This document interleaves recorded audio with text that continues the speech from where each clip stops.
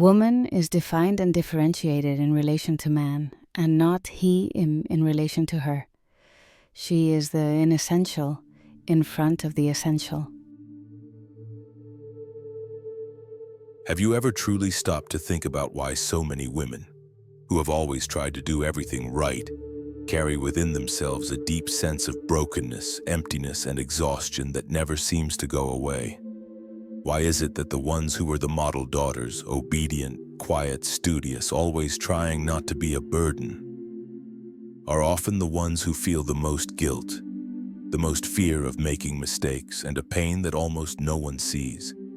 Have you ever wondered what happens to a girl who, from a very young age, is taught that love must be earned, that to be accepted she has to shape herself to fit, that to be liked she must stay quiet, that to belong she must shrink herself a little more every day? Today we're going to talk about something that doesn't make headlines, that isn't shown in romantic movies or brought up at family dinners, but that exists in the silence of millions of women around the world: the psychological disappearance of the good daughter. The girl who learned to swallow her tears so she wouldn't be a bother, who said yes when everything inside her was screaming no, who became a caregiver, a mediator, a counselor, while still a child. The one who grew up thinking the greatest compliment she could receive was, "She's so well behaved. She's such a big help at home. She never causes trouble."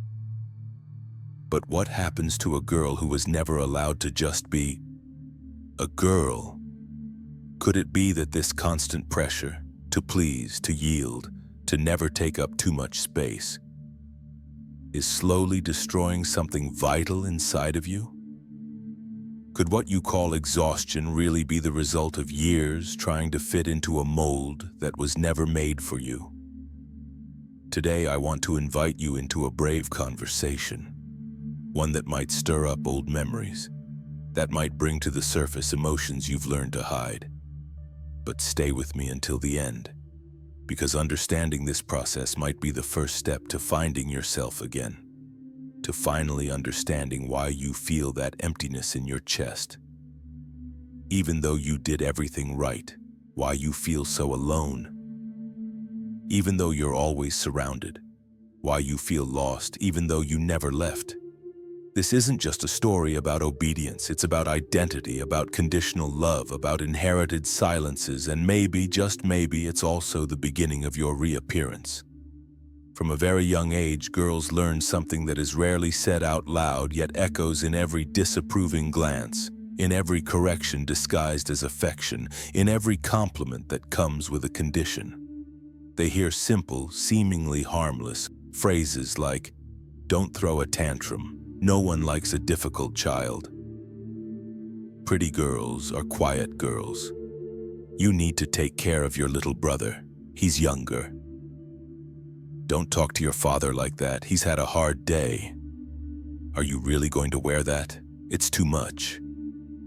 Little by little, these words turn into a silent code, an invisible rule book on how to be loved and accepted. Be convenient, be pleasant, be what others expect of you, and please, don't cause any trouble. The problem is that while boys are often encouraged to explore, push boundaries, express frustration, or even make a mess because that's what boys do, girls are trimmed back. Their anger is seen as ugly, their assertiveness mistaken for rudeness, their independence labeled as rebellion, and their pain dismissed as drama. Without realizing it, they learn that acceptance comes with a price.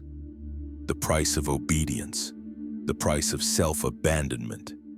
It's like there's a silent pact inside the home. You will be loved as long as you don't make noise, as long as you anticipate everyone's needs, as long as you put others' comfort above your own, as long as you don't want too much. And so, without noticing, the perfect daughter is born. But not perfect in the truest sense. Perfect for others. She is praised for being responsible, mature, well-mannered. But inside, she's often exhausted, anxious about failing, constantly afraid of disappointing. She doesn't know where others' expectations end and her own identity begins. That girl doesn't grow, not in the way that really matters. She molds herself, she hides, she disappears, even while smiling in the family photo. Because the disappearance of the good daughter is not physical, it's emotional. It's a kind of symbolic death of who she could have become if only she had the space to be. And the cruelest part, this whole process is seen as normal. Society applauds the good girl, without ever asking what it costs to maintain so much silence, so much restraint, so much perfection. But she feels it. Deep down she feels it, and a part of her cries, even when everyone says, "You're amazing. What do you have to complain about?" Donald Winnicott, a British psychoanalyst, introduced an idea as simple as it is powerful, that the true self can only flourish in emotionally safe environments. Environments where a child is allowed to make mistakes, be challenged, feel anger, speak their mind, and still be loved. But when that environment is unstable, neglectful, or emotionally threatening, the child is forced to make an unconscious yet critical decision for their emotional survival, to stop being who they are and become what others expect them to be. That's when what Winnicott called the false self is born. A fabricated self, a character, a way of existing that prioritizes adaptation over authenticity. This girl starts observing everything very carefully. She notices when her father gets irritated. She learns to avoid her mother's eyes after saying something inappropriate. She anticipates reactions, measures her words, lives in emotional alert, and over time she learns to perform, to wear the costume of the perfect daughter to avoid punishment, whether physical or emotional. She smiles even when she's not happy. She helps even when she's exhausted. She compliments even when she's hurt. She says everything's fine because she's learned that showing otherwise comes with consequences. And the most tragic part is, the mask works. She's rewarded for being the good girl. She gets praised, held up as an example. Everyone around her seems to admire this version. Calm, kind, controlled. But inside she starts to lose herself, because there comes a moment when even she no longer knows what she truly feels. She looks in the mirror and only sees the reflection of what others have projected onto her. She tries to access who she really is, and finds only silence. And then a very common, very painful confusion sets in. She has every reason to be happy, but she feels nothing. She has stability, achievements, recognition, but she feels no connection to any of it. Because the one living that life isn't really her, it's the character, the false self, trained to please, to play roles, to keep everything functioning on the outside, while everything inside is falling apart, and the true self, it's been pushed aside, stored away, silenced, forgotten, until one day she asks herself, who would I have been if I had never needed to please others just to be loved? That question doesn't have an easy answer, but it's the beginning of the journey back to herself. Not all hunger is for food. There is a much quieter hunger, harder to detect, but just as devastating. The hunger for affection, for presence, for listening, for real connection.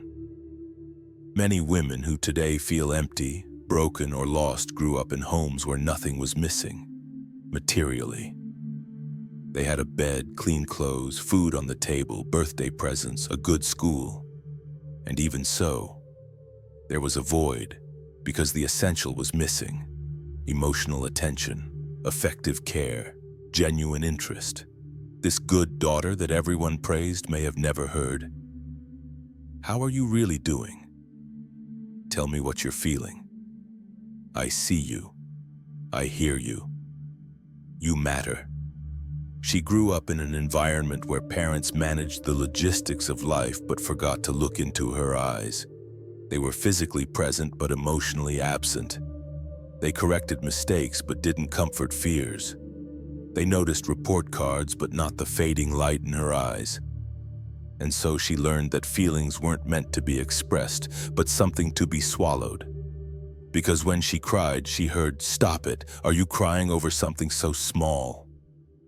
When she tried to speak, she was told, "Not now, I'm busy." When she did something for herself, she received criticism or comparisons. And little by little, her heart began to close, not by choice, but by survival. This emotional deprivation doesn't leave a visible scar, but it corrodes from within. Because a child who is emotionally ignored grows up with the deep sense that she doesn't matter. So to avoid being a bother, she tries hard to disappear. She does everything to be good, to not be a burden, to be invisible but efficient, silent but useful. Maybe that way someone will notice. Maybe if she's perfect enough, she will finally be seen. But that recognition rarely comes. Because someone who is physically present but emotionally absent notices neither presence nor absence. And that is one of the hardest pains to name. The pain of never having truly been seen even after doing everything right. And when you carry a hunger like that, for affection, for attention, for connection, no professional achievement, no personal success or social praise can fill what was missing back then. Because it's not about what you have today, it's about what you never received, and still try to earn even without realizing it. This may be one of the most painful and silent conflicts a child can experience, especially a girl who learned early on that love is conditional. When a child has to choose between being herself or keeping the bond with those she loves, she doesn't hesitate. She chooses the bond. Because losing the connection with your caregiver is an existential risk. It's a primal fear. It feels like emotional death. And unfortunately, many girls grow up in this kind of environment, where being authentic means being difficult, too much, complicated, where expressing anger is disrespect, where setting boundaries is being ungrateful, where showing sadness is being weak. So over time, they learn it's safer to stay quiet than to speak up. It's better to please than to confront. It's more intelligent to hide who I am than to risk being rejected. And it's in that space that a dilemma is born, one that follows so many women throughout life: to be true or to be loved. Because when being who you are becomes a threat to the love you receive, you begin to mold your identity to fit into the affection that's being offered to you. And this shows up in subtle, everyday ways. They say yes even when everything inside them wants to say no. They accept unreasonable demands because they can't bear the thought of disappointing someone. They take care of everyone, the partner, the parents, the children, the friends, but forget to take care of themselves. They swallow words, desires, boundaries, all to maintain harmony, all to not lose love.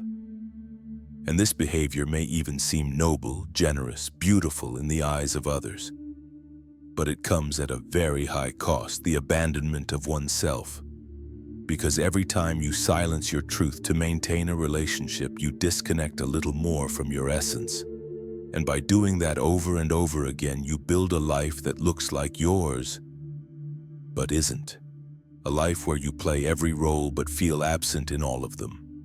A life where you are admired but don't feel seen. A life where everyone calls you strong, but you can barely breathe. And the cruelest part, this disconnection runs so deep that often you no longer even know what you like, what you want, what you dream of, because you spent so long trying to be what others expected, that you forgot what it was like to just be you. But the first step to finding yourself again is recognizing this. You don't have to lose yourself to be loved. And if love demands that sacrifice, maybe it's not love at all. Maybe it's dependence, control, or fear disguised as affection. Not all trauma comes from yelling, explicit abuse, or visibly striking events. There are silent, invisible traumas that don't leave bruises on the skin, but deeply fracture the inner world of those who experience them. Judith Herman, psychiatrist and a key figure in trauma studies, called this trauma without a history. They are emotional wounds caused not by what happened, but by what never happened. It wasn't the slap that hurt. It was the hug that never came. It wasn't the punishment that left a mark. It was the silence during the moments she most needed to be heard. It wasn't the direct criticism. It was the absence of a true "I see you." Sometimes what breaks you is what was missing. Lack of comfort, lack of protection, lack of someone saying you don't have to be perfect to be loved. This kind of trauma is deceptive because on the outside, life seems normal. People look and say, but you had everything. Your parents gave you all they could. You studied, had a home, food, structure. Oh, why do you feel this way? And when the world invalidates your pain, you start to invalidate it too. You think, maybe I'm overreacting. Maybe I'm ungrateful. Maybe the problem is me. And in that exact moment, you go silent. You close yourself off even more. You disconnect even further from your inner truth. And you keep trying to understand why, even after doing everything right, even being seen as strong, good, smart, responsible, life feels colorless, tasteless, meaningless. It's because the trauma of the good daughter doesn't have a clear starting point. It doesn't begin on a specific day. It builds slowly, through the accumulation of absences, through micro-neglects, through the glances that never came, through the questions no one asked, through the tears swallowed so as not to bother anyone. It's a trauma that doesn't scream. It whispers. And that's why so many women spend their lives trying to heal from something they never understood the origin of. But just because no one validated your pain doesn't mean it isn't real. Pain without a name also deserves to be acknowledged. And sometimes giving it a name is the first step to breaking the cycle of internal abandonment. Danish philosopher Søren Kierkegaard and French philosopher Jean-Paul Sartre both stated, each in their own way, that identity is built through the gaze of the other. In other words, who you believe yourself to be depends largely on how you were seen and treated by those closest to you in the early years of life. Now imagine growing up in an environment where the gaze you receive is conditional, a gaze that says without words, I only love you if you behave. I only accept you if you don't challenge me. I only value you when you serve me. This kind of gaze works like a mirror, but a distorted mirror. And what happens when that is the only mirror available during childhood? The child believes it reflects the truth. She shapes her existence to fit the image reflected. She begins to live not as she is, but as she's expected to be. And over time, that distortion becomes identity. The girl starts to believe that her worth lies in pleasing, that her existence depends on not being a burden, that her place in the world is secured only as long as she plays the role of the good daughter well. She becomes a specialist in interpreting what others expect of her. She reads the room with precision. Anticipating other people's emotions becomes instinct, but looking inward becomes a threat. And so life goes on. She grows up, studies, works, builds relationships, but carries with her a confusing feeling of being present and absent at the same time. She's there in the pictures, in the appointments, in the roles she plays. But if she looks deeply into the mirror, she no longer knows who is looking back, because the true self has been unraveling, cracking, fragmenting over the years. Pieces of her were left behind every time love demanded she adapt. What's left is that broken mirror, full of pieces that no longer fit together, with a distorted image of who she could have been if she had been loved fully, not just for the parts that pleased others. And the most painful part is that she often only realizes this once she's an adult, when she tries to reconnect with herself and finds no reference point, when she feels a void that has no name, but carries weight. The good daughter then is there, smiling, functioning, being useful. But inside, she's been lost for a long time. There is a silent wisdom in the body. It feels before it understands. It screams when the mind goes quiet. It carries what the soul tries to hide. For many women, the body is the first to show signs that something is wrong. Even when life seems in order, job, family, routine under control, the body starts to react. Anxiety that appears out of nowhere, persistent insomnia, exhaustion that never goes away, pain in the back, chest, stomach that no doctor can explain. And as strange as it may seem, the body isn't betraying you. It's trying to save you. It speaks in its silent language. Hey, someone inside is suffocating. Listen to me. We can't keep pretending everything is fine. Because the trauma of the good daughter doesn't come from a single striking episode. It's not like an open, visible wound. It's a collection of silences, a repetition of absences, a lifetime of adaptation, suppression, self-censorship. And all of that, sooner or later, needs a way out. If it doesn't come out through words, it comes out through the body. If it's not acknowledged, it becomes tension. If it's not processed, it becomes pain. Chronic pain, emotional fatigue, pressure in the chest. Often these aren't just physical symptoms. They're unspoken memories, bottled up feelings, cries from an inner self that's been silenced for years. And the cruelest part is that when seeking help, this woman hears once again what she's heard her whole life. You're exaggerating. That's just in your head. Your tests are all fine, there's nothing wrong with you. But she knows something is wrong. Because the body doesn't lie. It carries the pain of having been invisible for too long, of giving too much until there was nothing left, of saying yes when she desperately needed to say enough. And often the first step toward healing isn't finding a new medication. It's listening to what the body is trying to say. It's recognizing the pain as legitimate.